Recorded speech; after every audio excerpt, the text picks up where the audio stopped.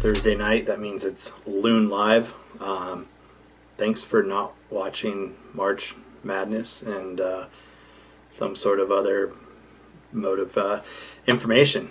Anyways, tonight we are working on two rather large and wild flies, both of which are for a very particular fish. One's going to be a cool little carp bug, and the other one will be a ginormous musky fly. Mr. Evers, hello. So as always, we're going to throw down, we'll probably start with the carp fly first. And so this little carp fly is something that I developed and have been using for a while now. The colors change on it, and it's really more of a suggestive pattern than anything. Aaron, ahoy, buddy. So what I'll do is we'll dive down close as usual into the vise, check out the flies that we're going to be tying, and then go from there. There's only Aaron and Ebers are here. Oh my goodness. All right, let's track in on this guy. We'll get it all centered up, if you will. Perfect. Let's see if we can't get a little bit tighter. Look at this control I have now. Alrighty. So, what we're working with here is, so this is my little shapeshifter. You can see it has a little crawdad back, tail. It's really just dubbing, and it's just a really sparse little pattern. Judging hard. Hey Jordan, how's it going, man? Jason, welcome to the live stream. So that's actually showing up pretty good there. It looks a lot smaller on my screen on the camera. So really all the shapeshifter is it's going to be some hen, little UV eye stub, and cinnamon. And like I said, you can change all these around. Change the weights on it, change the look of it, make it do your own thing. And it's a really fun and versatile pattern. Hey Terry, Jordan, you're in the right spot. Even if you may never fish for carp or muskie, hopefully you can pick up something fun that you can use at the vise somewhere else. Like a boss. I'm looking professional today. I'm trying to look sharper. You know, you guys heckled me, and now I'm trying to step my game up. So, throw a hook in here. And we're just going to use a little saltwater hook. 25, 46, something like that. Whatever suits your fancy.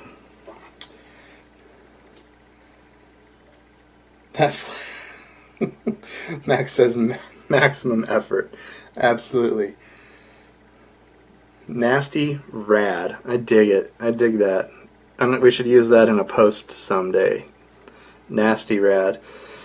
So what I'll do is I'll just throw in a thread base here on our salt hook. And you know, if I don't tell you a size, I apologize.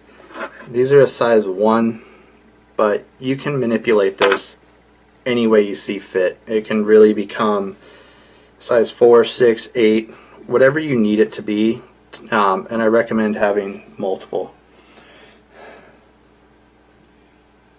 Yeah, you know, I've never seen anybody throw big musky flies, Terry, for stripers, but I really think that Aaron will have to correct me on these styles, and we'll go into these when we get there. We'll have to zoom out for anything he ties, but I'm sure in a rainbow trout pattern it could be way killer, like a super fun fly to fish.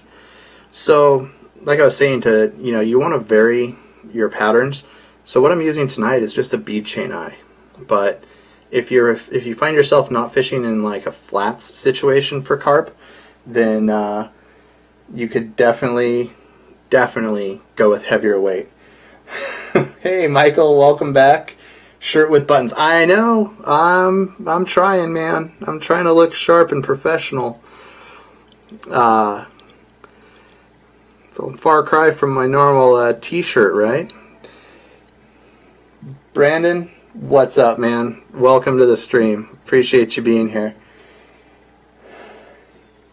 No, Jared, you haven't missed too much at all, my man. No need to worry. Just threw in some eyes and wrapped some thread on a shank, and that's about it. So we'll give this a few around the worlds, and we'll work forward. I work a little bit deeper into the bend here, and the reason for that is we're going to be, I don't want to make this too poppy and too bright, so I want orange, but I'm going to use a cinnamon UV eye stub. Gives it a little bit of flash, and it's where I'm going with it. So we'll zip that out of our way, and we're just going to make a little section. And a cool tip for dubbing, I know I might say it a bunch, but if you're pressing the colors out of your fingernails while you're rotating, you're doing it right. I think that's actually an Andy Burke statement. He's pretty good at tying flies, so I listen to what that man has to say.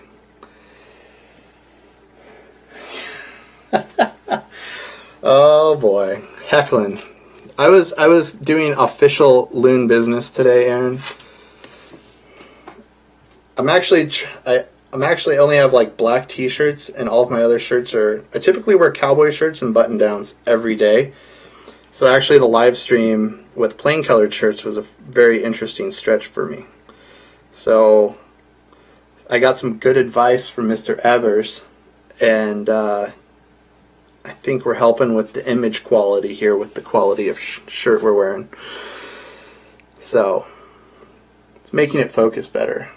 He hasn't texted me during the live stream yet. Exactly, Jason. Yeah, they're going to move up and eat everything in the world. They always do. So here in Redding we have stripers that come up out of the delta, and there's been many situations where guys are landing a rainbow trout and a striper takes the rainbow and takes them on a little run on some 4X. So Cowboy Matt, yep. Aaron and I got some matte finish Flashaboo. Now that sounds cool. I agree, Jordan. It would be good for a Frenchie pattern. Olympic Tackle, what's up, guys? Welcome to the live stream. I'm glad you're digging this event. Whoop. Oh boy, broke a little bit of my soft tackle off there. That happens. So these are going to simulate claws, something, just general bugginess. They could be eating this as any number of critters that hang out in an aquatic environment. This is actually a really fun little pattern too. If you weight it down a little bit more, you can crawl it along the bottom in deeper water for like bass and stuff like that. Other little creepy crawly critters. So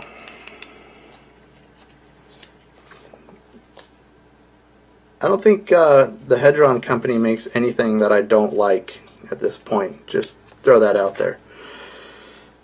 So what I'm doing now, this is some Pheno skin in brown. It's a cool product. It's like a, wing case material. So it's just gonna help us. Alrighty, it's time to get awesome. So what I do is I'm going to put this in and let my thread rotate it back up and over, and we'll just tie that in and get it out of the way.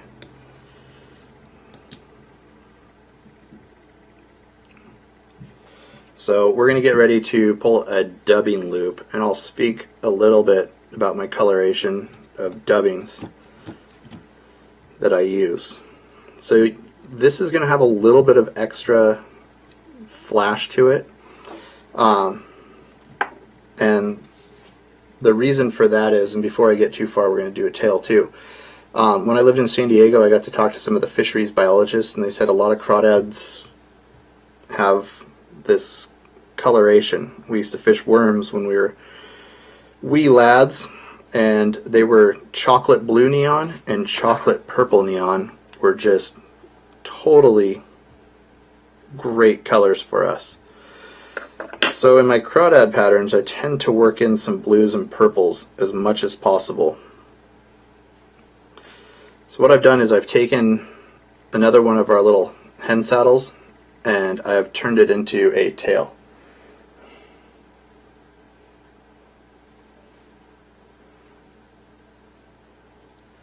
So before we get too far into this big dubbing noodle, and I'm going to do it shiny side down so the curvature is coming upward, but we're going to put that right at the 12 o'clock position.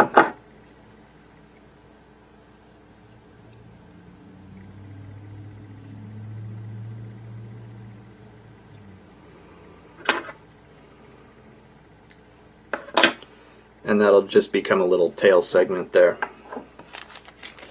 So we're going to use a trilobal dubbing. This one happens to be brownstone. It's kind of a brown-red gold mix. And then we're going to go really light on a steelhead favorite of mine, the Ice Dub Steely Blue. And I'll just do a quick hand mix on this. So we'll do 1 pinch of trilobal to a very small pinch of the blue. Exactly, yeah, you could go, into the 1s and 2/0, throw it on one of the Attitude streamer hooks as well, and have a really, throw rubber legs in this. Sky's really the limit here. So once I have this mixed up, you can see I have it kind of flattened out and the materials are going to be aligned. And I'll just space this for being in a dubbing loop.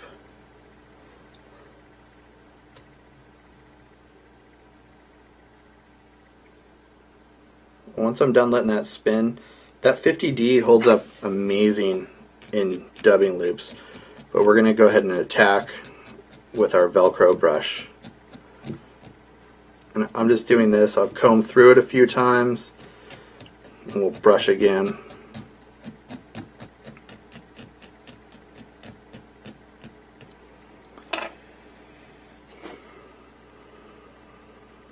And there's a little bit of some wildness. So you can see I'm coming in at an angle, and what that does is it taper cuts those materials to thin it, but it also doesn't create flat edges, so I don't like anything to be flat.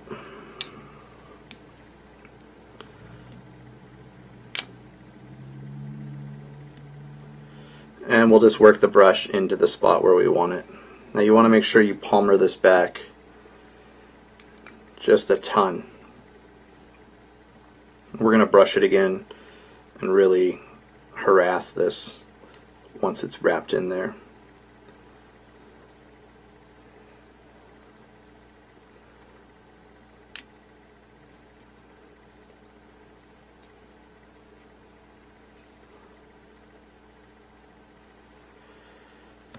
Once we get to the back here, we'll go ahead and secure this forwards, backwards, kind of every way.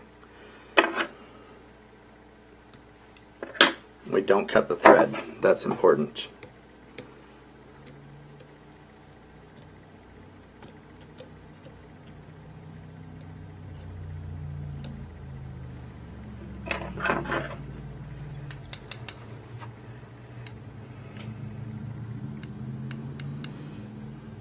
Oh goodness. Are you guys going to go fish? What are you guys going to fish for there, Aaron? What are you talking ebbers into?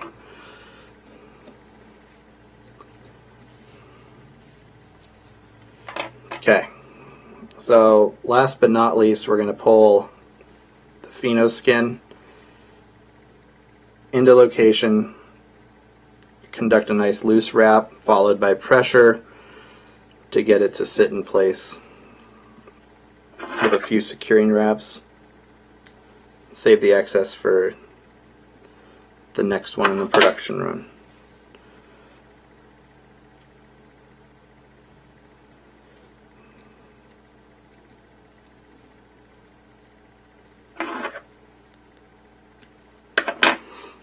So next up, I'm just going to darken down that thread, and we'll throw some little spots in there.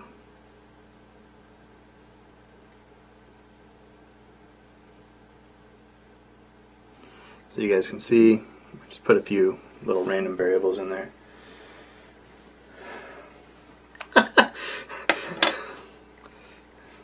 Yes, sir, I'm sorry. I apologize. So, what I'll do is I'll bring in some of our fluorescing flow, and I'm going to use this to soak around the edge of our carapace. And you can see it really light up when I hit it with the light. And next we're going to bring in some of our thick to build a really good, solid carapace.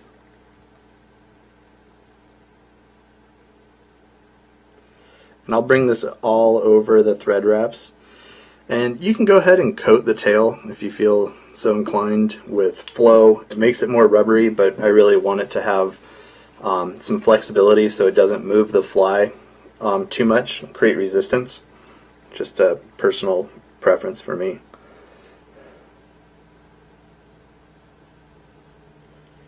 Let's see.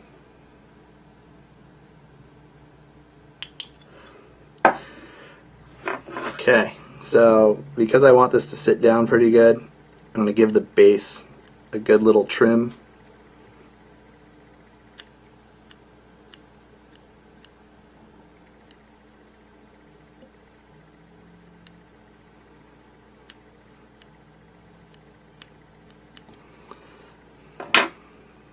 And brush it out. So that's going to be the little shape shifter. You guys can see the dumbbells are pretty well hidden, and it sits up and looks at you and is very suggestive. I think everybody needs the light, Jordan. I agree. Oh, I had to shake it because there's not much left in my bottle. I gotta get resupplied. So we're gonna zoom out because so a while ago Aaron and I did a fly trade, and I can't even see the whole darn thing still. Let's manipulate said camera system here. Bingo. Gets much larger. And this is one of the flies that he sent me. Big hook, tons of hair, lots of movement. So I told him I'd tie his fly tonight, at least his variation of it's a Shubert pattern that he had manipulated and made a, so it's a variation of a variation. And what I came up with is this beast.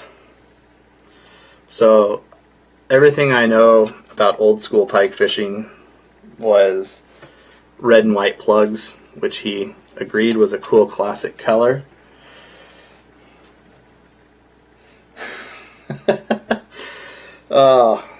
This eats a high protein diet, Chris. It's pretty serious. Yeah, I mean it's big. It's almost as wide as me. So I took an extra step, and as you can see, I articulated this pattern and tried to do it justice. Granted, this is one of the only big pike flies of the few that I've ever tied. So, yeah, exactly. It's like a Valentine's Day. It eats very regularly because, like I said, it's on a high protein diet, so it just eats consistently. So the way I articulated this is on a big flyman fishing big game shank, and this one happens to be a 40 millimeter. The pile of materials for this fly and the amount of flash that you go through with these, there's a reason that the gentlemen that tie these charge the prices that they do. where they lack in exotics, they make up for in bulk, is what I've found out. I've never gone through a healthy chunk of Flashaboo, you know, on one fly. So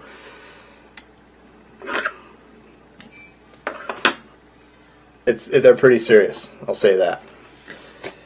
So initially what I have going in this, and this is a cool material, this is called Big Fly Fiber. It's got a cool curled end to it, as you guys can see. It doesn't show up incredibly well because it's white, and I'm wearing a lighter colored shirt this evening. But we're gonna fizzle out some of the stuff, and I just go ahead and do, you can see I'm slowly unaligning the materials here. And this is going to become our tail.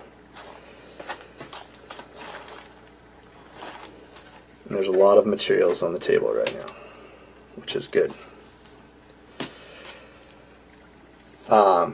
This might not be a very common material for pike / musky flies, but I'm going to use a little bit of an Arctic fox tail in red.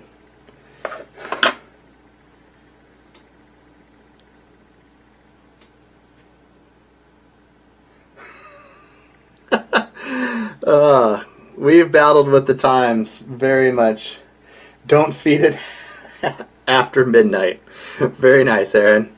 We've battled with the times pretty extensively, and I'm sorry there's just no, but I'm glad, you know, there's no perfect time. You can use them for months. That's positive, Aaron. I like that.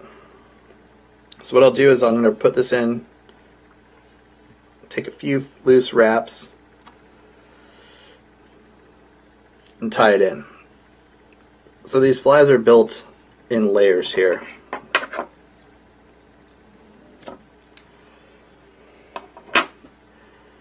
And proportionately, when you're tying huge flies, it gets interesting. I'll say that much. So I leave a little bit of a gap, and there's this cool tubing from Blaine's Chocolate, and it's like a bungee braid. So it gets some good love. And they make it in a clear and a red, kind of every color in between. But it's pretty nifty stuff. So we trim up all this, and I'm just using this. I'm going to leave the base.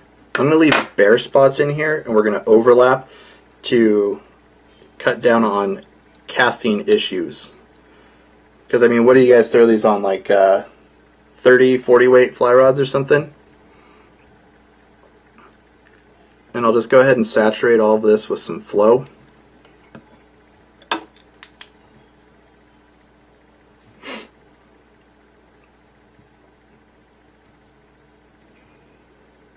And the flow gets down in there, and it's going to create a really solid base.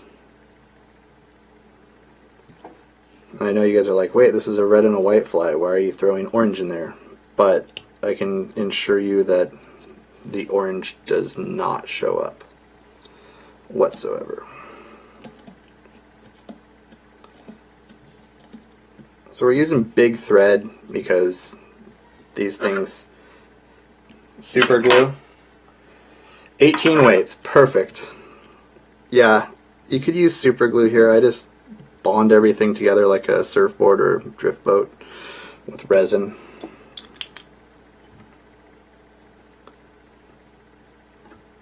And then cure.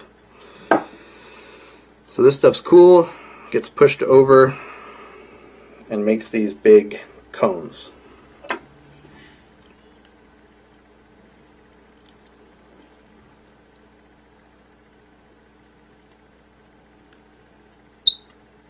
And that's really squeaky tonight, and I don't know why. So I'll just lash this all down again for security, because I've seen muskie and they're pretty evil. I am new at this. This is a whole new world. It's like a giant intruder, actually. I really relate everything back to some of my steelhead tying, and this reminds me extensively of intruders. You're just building little bumps everywhere. Yeah, I need to rub it on my nose. So you can see I'm going to take some more of our fox and I'll lash that in. And I'll give it a quick grease nose thing.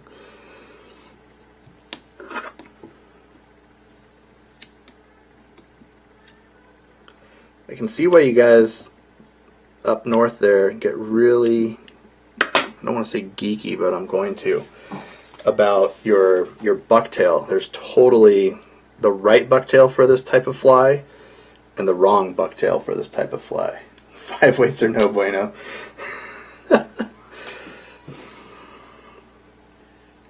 So we're going to take some saddles, tie one in on each side.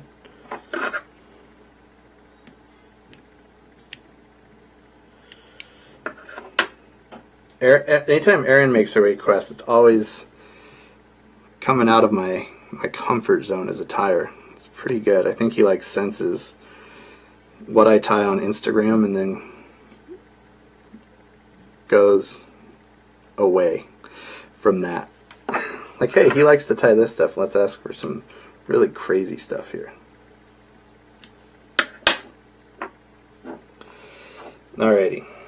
So I'm going to incorporate some of this Magnum Grizzly Flash, and it happens to be a cool red and black color. And I'm going to grab about 6 to 8 strands.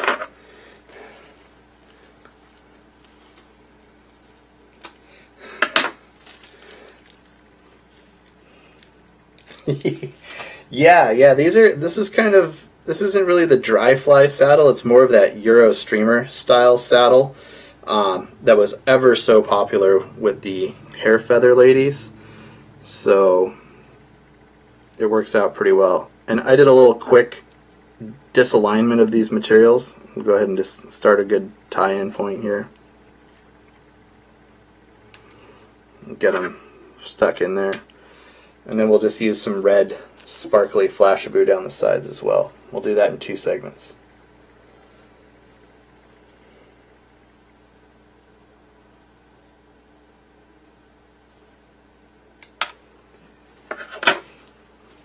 I think the glare and the compensation seem to be better. Poor Hackle. So I'm going to bring these guys out the bottom here. And then we'll just do a real simple fold. Kind of like I would do rubber legs on a little trout bug that I'm very happily comfortable tying. And up next we're going to bring in a little front of some bucktail. You guys also like to tie with stinky materials. Bucktail's really stinky. My daughter came in the room, I had a bunch of bucktails out, and she was like, ah, what? It smells so horrible. I was like, oh, it's bucktail. She was like, deer or stinky? So I'll work out any of the underfluff. And true to my style of tying, I like to leave things uneven, so I'm not going to stack this. Again, we're going to leave a little bit of a void. I'm not going to try to even it up. Get a few good wraps in there. And this is where a really good thread comes in. And we'll wrap through these butt ends to make this far more secure. And I'm going to utilize this to prop just a hair some of the front stuff that we're working on.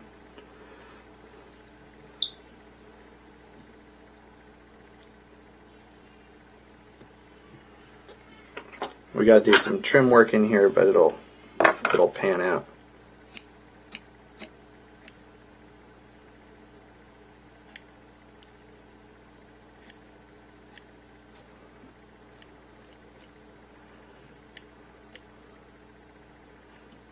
by the way, we had a pretty fun weekend with the Fly Fish Food boys up at the show in Albany. For those of you who were not there, it was pretty hilarious. Cheech and Curtis are great guys. They're fun to hang out with for the weekend. So we'll go ahead and cure this guy up. No stinky bucktails.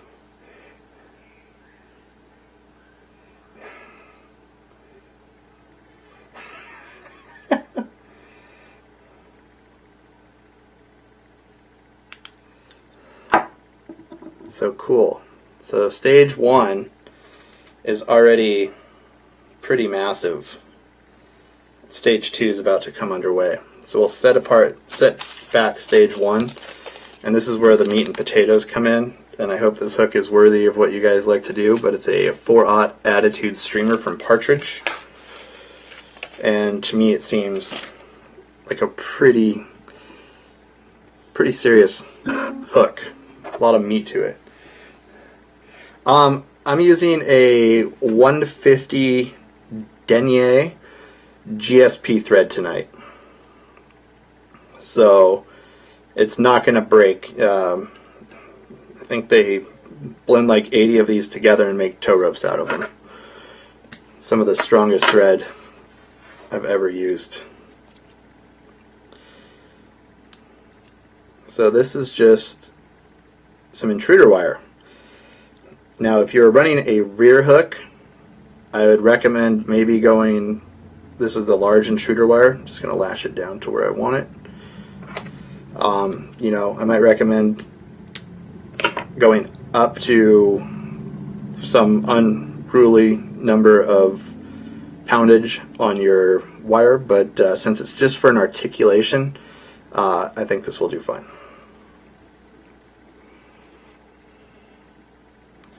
Steve asks, how long is stage 1?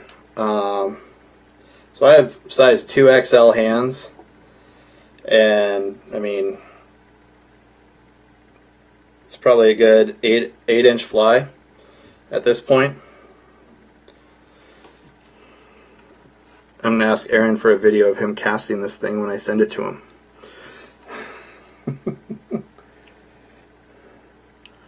Or a 6/0, yeah, you can go bigger, you guys. So these are some like articulation beads, I think you guys call them. They're round, kind of shiny. All of you northeasternly folks seem to greatly enjoy them.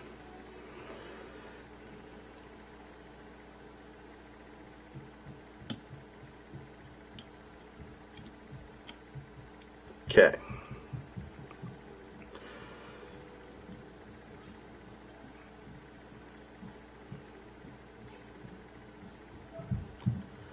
Just wrap the pants off of that thing. Hate to spend, what, 40 minutes of the live stream, whoop, skizzers, there we go, tying a fly and have it blow up on Aaron on the first cast. I didn't want to make the hook too big either because I figured it might like stick in his head or hurt him in some way. So I was trying to be nice.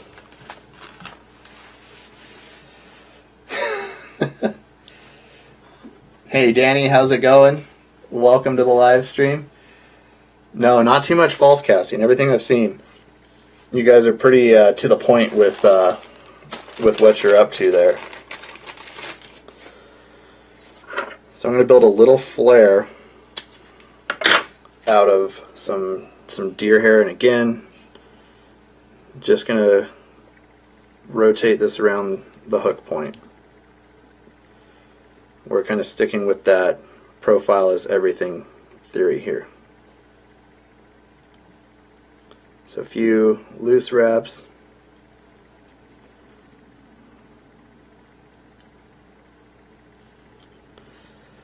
Kind of want to tie, like I don't know, man. I want to tie some of these in rainbow trout colors, smaller, more castable, friendlier, less figure eighting on the retrieve, and chuck them for bass. That'd be really fun. I think these in a smaller size could be that thing that the the stripers or the spots maybe haven't seen. So it could be a really cool crossover pattern.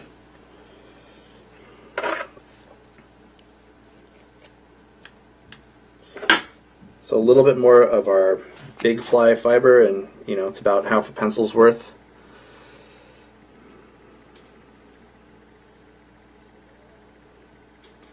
And this has a really cool iridescent appeal to it for me.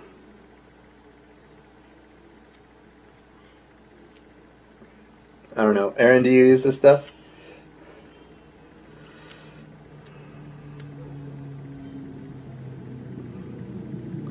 And again, I'm going to use this to make some space for these bigger profiled flies. It's kind of the same philosophy, I guess, that I use on like the Bass Buster bluegill. If you guys remember that bluegill pattern or have seen it at some of the live demos that I do, it's a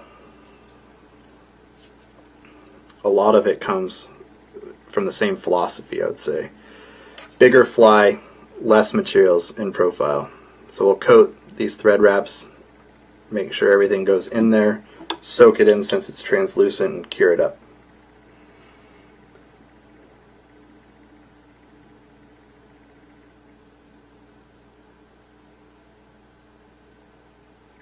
Let's see, what's that name, Matt? What are we talking?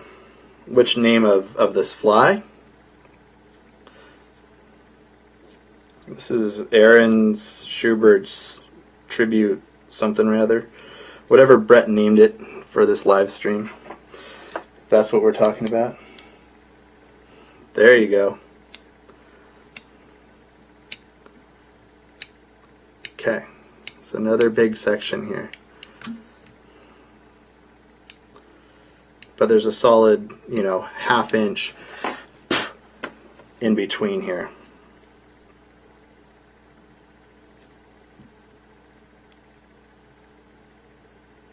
And I did switch over from my small jaws to said big game jaws for this type of activity. These big hooks are pretty serious. So we're going to bring in some more of that grizzly flash. We're going to bring in some more saddles, and then we'll start working on the front of this guy.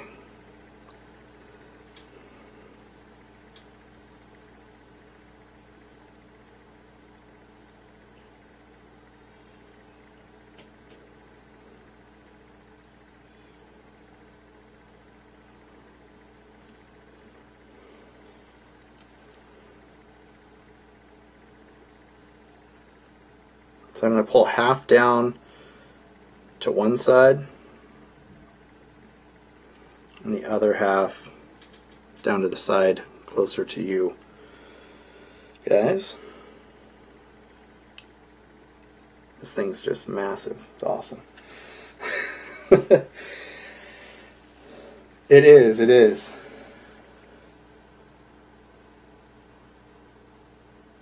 Nice. Nice, Danny. Yeah, these aren't glass.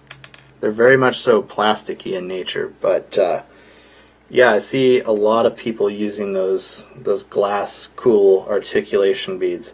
I'm just not that cool, and I didn't have any, but I had these interesting red beads. So if I would have been smart, I could have stolen some from Cheech and Curtis, because they had a whole bin full of really cool beads. So again, we're going to use some of our Euro styled saddle hackles here. Aaron, what do you think? You're going to cast this thing and fish it? Do I have to mail this? I could mail your tube back. That would be interesting.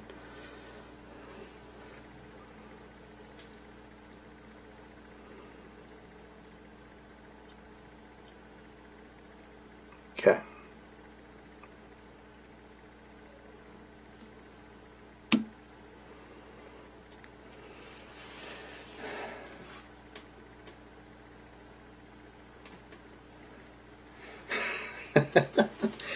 Well, if you think the pike are going to love it, I'm sending it to you.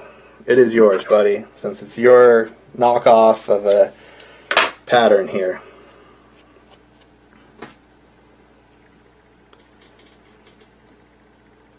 So I'm going to bring in a little bit more, some white bucktail, and we're going to get into this, the head of the fly here. And I'm going to keep these pretty tight, not trying to create too much bulk. We're going to add a little more flash just to get them fired up. So I think next time we're going to do a little trout streamer. And we're going to do a jig fly. I've decided I'm ready to share some of my jig fly patterns with the world now that I've been fishing them for a few years. So we're going to do some really cool stuff with that, hopefully. Jiminy Christmas, that's... And it's not the bobbin, it's the thread spool. So I apologize, you guys, for... Okay. So it kind of has, man, you need like a full-time manicurist for these numbers here. I got that thing. Yeah, you know, but with all the synthetics in here, despite its size, all the guys that are throwing those huge pike and musky flies, they really seem to hold to that spacing scenario inside of the fly, which I believe lends itself to, I don't want to say castability, but you know, it extends the need for rotator cuff surgery by at least 6 months. So that's positive. Okay.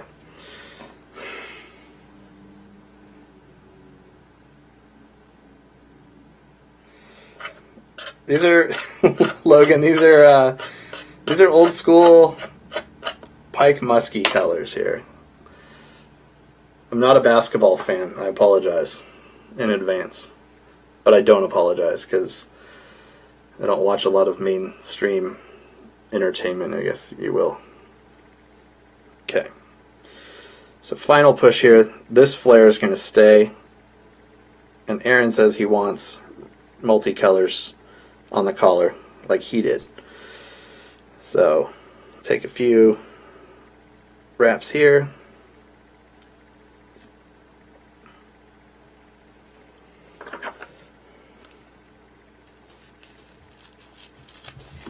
And I'm just going to start us off with a little red. Now this isn't bass bug hair or anything super trick like that, but I'm just going to flare it over the top half, at least try to.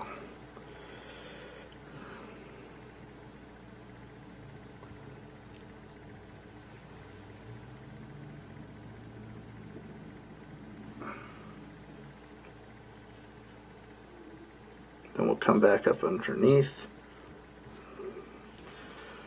And we're going to start by pushing, get through all this silliness.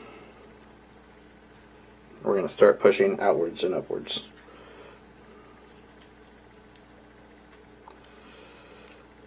So this is why you guys have all those women's hair accessories hanging off your vices.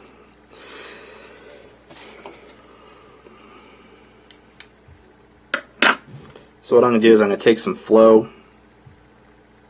or fluorescing, whichever one you have, same viscosity. I'm going to build a dam.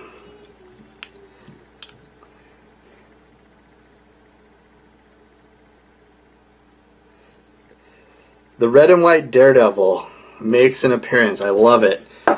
First time I got stuff for steelheading, I was like in my teens.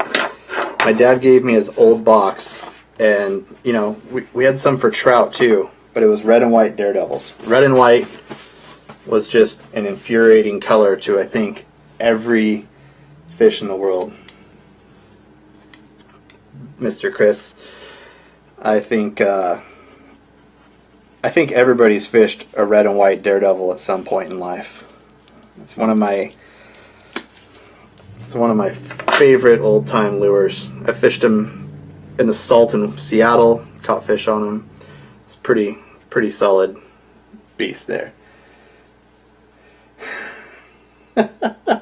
Hair clips galore. Okay, so now we're going to come in.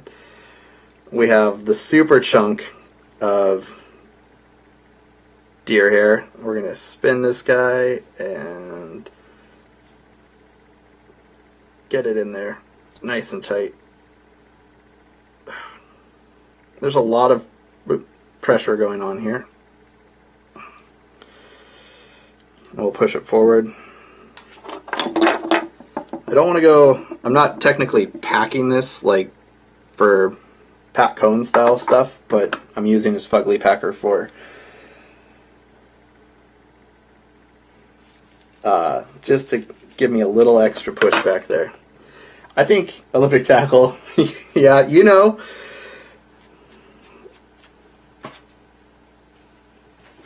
Okay. So I'm going to set this next patch in there. Yeah, the Daredevil, man, that thing, between that and Panther Martins, like, that was some of my earliest memories.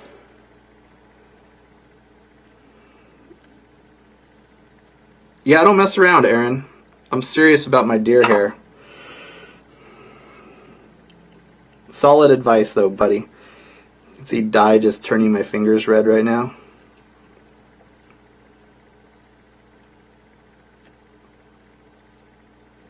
So right now I'm just building a little thread dam to push this all back up.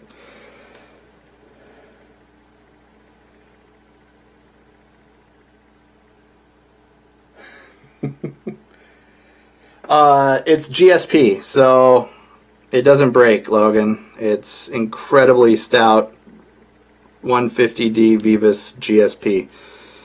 I honestly don't think this stuff ever breaks. I can't break it. I'll bend. I can bend hooks before this breaks. Okay.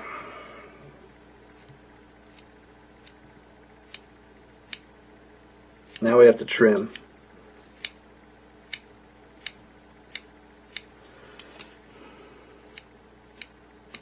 I may have boogered up some of the trim there, but it's just a small amount, and Aaron has to fish this thing, so it's not my problem.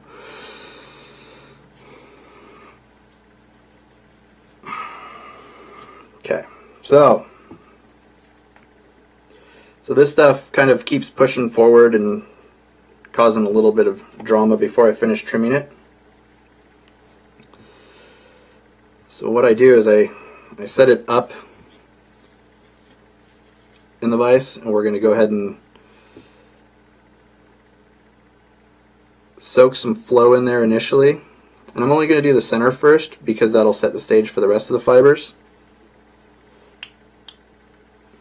But once I do that, you can see it starts to stay very flat, and it's going to push that water. Then I'm going to go to flow in a brush.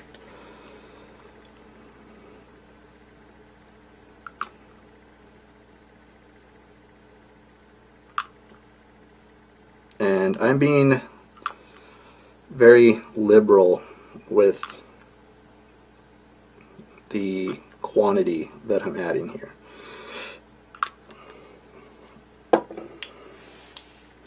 So we'll just zap that with a light. The jaws on my vise, the whole unit is the jaws. So I'll show you real quick because it's not hard. I unscrew one thing and the whole jaw comes out. If I don't unscrew it too much, it's always better. Then I slide in the next jaw that I want to use, and it goes from there. So it's pretty simplistic.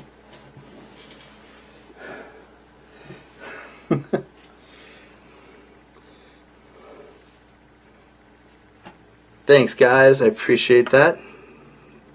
Okay. So now I just start making this round. There's two ways you can use scissors, like I'm doing, or we can bust out the Titan taper Some of those new big tapers will definitely,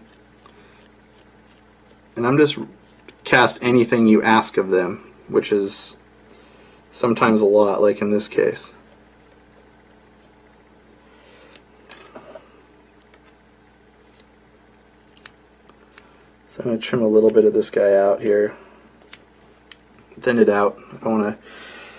I don't want to be blamed for Aaron's shoulder surgery. But once I get it pretty round, you guys can see it's looking pretty good there. Not the best, but for my second ginormous beast fly ever, I'm pretty stoked. I'm just going to kind of continue. Aaron didn't know what I was going to do here, but thin it out just a hair.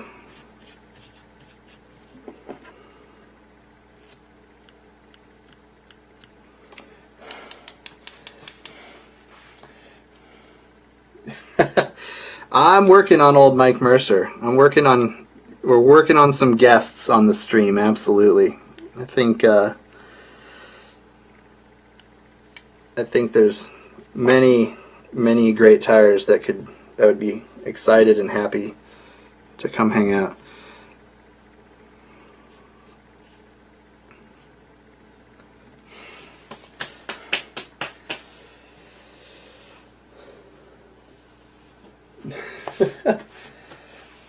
That thing looks light enough. The Killer Wooly. Yeah, it's hot here today. It's almost 80 degrees in Reading, and I did not turn on my AC because I'm a thrifty bugger. It's very unseasonably hot. I'm going to step this back and zoom out, and I still have the tank put away from the big party with the fly fish food guys. We'll try to keep the fly in there. Ugh. But yeah, so it's a warm day today. Thanks, Matt. Thanks, Aaron. Thanks, Michael. Appreciate it. Yeah, I mean, realistically, there's not, and you might want to trim it, Aaron. I don't know, whatever you want to do. But yeah, it's a big monster. And it didn't gain that much. It only gained a few inches up front. So it's still probably in that 10-inch castable range. It's not any bigger than some of the flies that you've given me, Aaron. So that's pretty good. But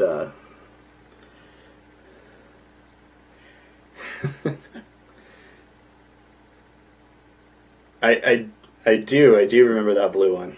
Thanks, Terry. I appreciate the compliment. So yeah, all in all, look at, I even matched the two sizes. Hold on, I have to do multiple things here. Put a little more UV up front, I think. I'll do that real quick, just because I'll forget to do it, and then I'll send it to Aaron, and you'll call me a sissy or something. But yeah, it's being pretty liberal again with that UV, so it pushes that water that you guys like to. And this is a cool one, so you can see I'm using the fluorescing flow on that occasion. But yeah, so next time I think we're gonna do this little tiny squirrel-tailed bait fish pattern type situation, and then we're gonna do, if you guys saw it on Instagram, kind of some hot spot heavy nymph stuff.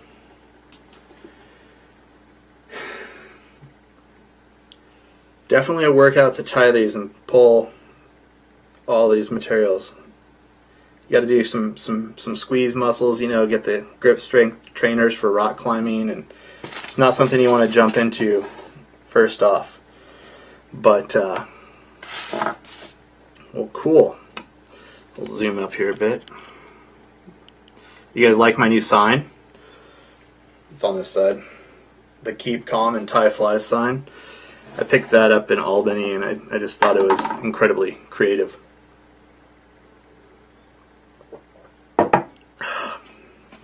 It's bad when it's March and it's iced tea weather already. So, thank you, Olympic Tackle.